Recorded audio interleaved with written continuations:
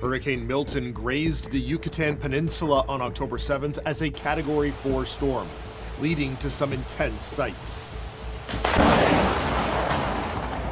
Although the state avoided a direct landfall, Mexico's meteorology service reported up to 150 millimeters of heavy rain and winds reaching 200 kilometers per hour. This led to flooding and downed trees, with power outages reported throughout the overnight. As Milton moved over the Gulf water Tuesday evening, it strengthened again into a Category 5 hurricane before heading towards Florida. A local emergency currently exists, where a direct landfall is expected early Thursday morning.